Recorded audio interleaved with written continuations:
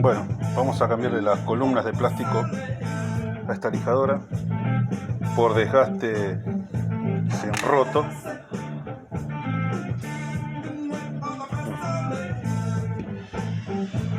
Ya conseguimos los repuestos en la casa del repuesto, las columnas para reemplazar. Vamos a abrirla.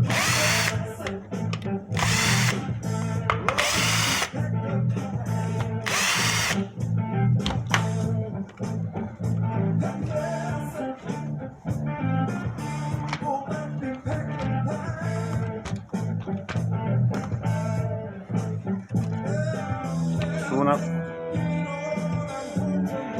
y la otra la liberamos.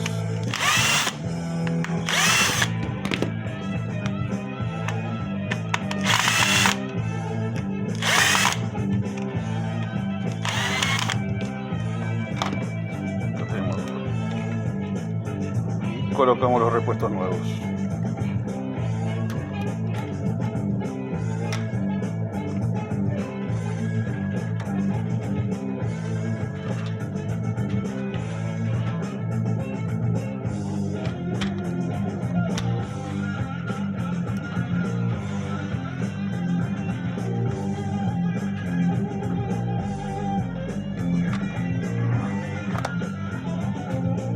Aseguramos que estén en la posición correcta y cerramos la máquina.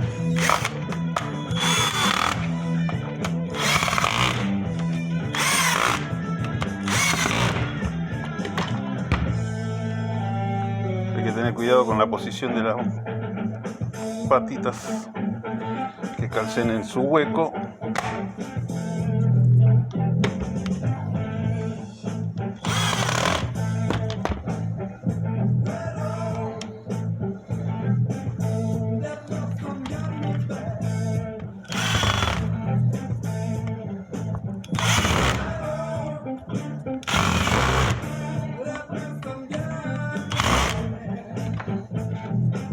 Listo.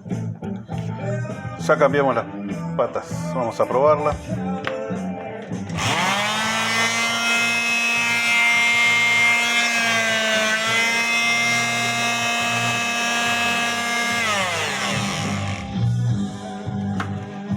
Bueno, síganlo viendo